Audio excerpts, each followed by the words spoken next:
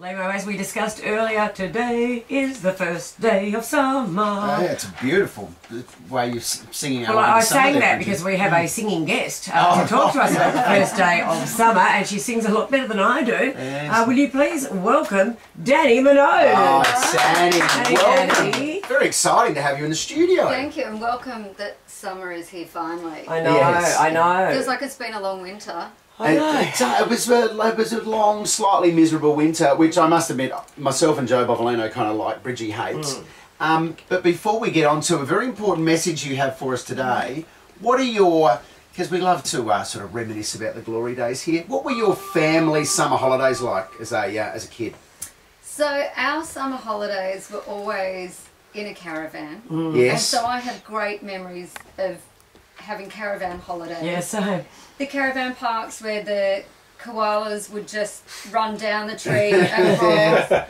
I did fall out of a top bunk in a caravan. That was not my finest moment. Yeah. And yeah, we were always on the beach. And one year we thought this was hilarious. Dad had fallen asleep in the sun. So we got sunblock and we drew a big face on his stomach around his belly button with a smile and left him there to burn because we thought that'd be really funny to have a face mark on his tummy. And guess what? I bet it was funny. Yeah. It was hilarious at the time. But yeah, going back to summer holidays as a kid, we got burnt a lot. I know. Well, we didn't know, did we? And we I used to put baby oil on. Me too. To enhance I'm glad you said that. Yeah. And it's only now that we're realising it's just so bad for you and so scary. We're getting smart. I remember I used to honestly think, as horrific as this is, if I get badly burnt twice, that'll give me a base. That'll get me through the summer. I'm getting my base. Crazy. Yeah. Well, I have to say, when I'm back in England these days, you can see how far we've come in Australia with our knowledge of being sun smart, because I go back there and my friends are still talking the way we were, you know, 20, 30 years ago. But they don't have the ozone layer problem we've got. Like, I think the sun in Australia is much harsher. It is, but the thing is, they always travel to other locations to have a sunny holiday, so their skin is not used to it. Then they travel somewhere really hot. The object of the holiday is to get burnt, then it will go brown, then they can go back home and show it off. No matter how cold it is, you are wearing a white t-shirt to show that off.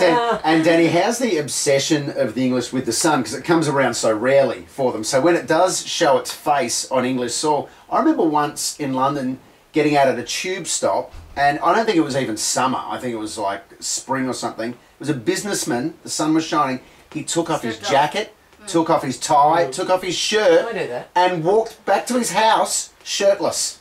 Okay, down the street. I've never seen that, but it is acceptable when the sun comes out, anywhere over 14 degrees, to sit in the park on a stripy deck chair, top off, no matter how white and pasty you are, and sunbake. That's the kind of thing to do there. Danni, I think it's great that you're part of the Invisible Zinc Some Spots Can Be Dangerous campaign, because look, we've all, you know, sometimes look at ourselves and think, God, I should get that checked, and don't get around to it, you know? Exactly, well, today's the day. I mean, you should be checking your skin all year round, but I kind of use the first day of summer to go, right, okay, I'm going to do the annual check. And the best thing is to get a GP, a dermatologist, or go to a skin clinic and get it checked professionally. For me, it helps because, you know, if there's anything there, you can get it fixed. 90% of melanoma can be cured and treated if caught early enough. But I just like to sleep peacefully at night because I've got spots and marks from when I used to get burnt. And I look at them and I think, I'm not quite sure about that. What do you like as a mother? Because it's funny, when we were kids, we ran around with no suntan lotion on. Are you with Ethan just, you know, cover him up completely? He is so pale. He hates being in the sun. He will say, Mummy, I can't sit in the sun, and he will only sit in the shade. I think he's got Chris's mum's skin. It's very pale and very pink, and I mean, most people living in Australia have, you know, kind of a Celtic background, and that is very dangerous in this kind of sun out here. So it's a good idea to get your spots checked. So we've made a video that we're putting up online. There's one where I've been made up in body makeup as a leopard, which Oh, Ethan thought was right. hilarious. Yes. And it was great because it opened up the conversation of speaking to him about it. But every time you share this video, Invisibles Inc. will give $1 to the Melanoma Institute Australia. And Right. they're the leaders in research. They're a non-profit organisation. So these are the guys that can really help us with information, hopefully find a cure one day. Yeah. Absolutely. Well, we'll put a copy of that video up on our Gold website, gold1043.com.au, and we encourage everyone to share it. Have you had your yearly check? I have to admit, no, I haven't. I am No, going haven't. today. You've inspired me. Everyone Danny, listening, yeah. please book in. Yeah, But absolutely. because, you know, we are a bunch of whiteys and we get a lot of sunshine here, so we should definitely get on top of it. Yes, Definitely. and use Invisible Zinc too. I use it on my son who's a redhead. It's the only thing that really does the job. Danny, thank you so much for joining us and giving us a bit of a Thank you. warning. Can I ask just one more question before please. before we go there, Bridgie? Because I am concerned. Young Ethan, is he turning into more of an Aussie lad or an English lad? I mean, it's important that we get on top of this, Danny, before it gets out of control.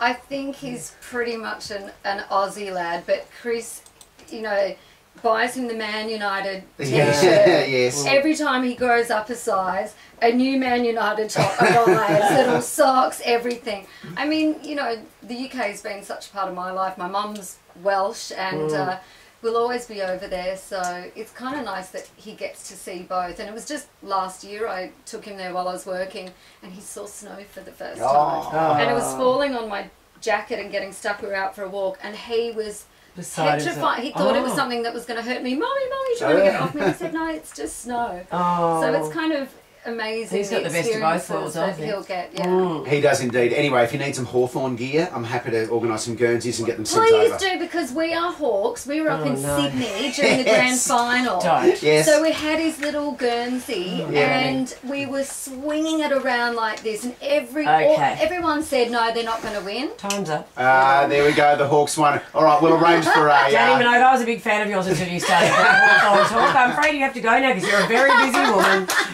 Thank you for coming Thank today. you. Goodbye. Thank you, Danny.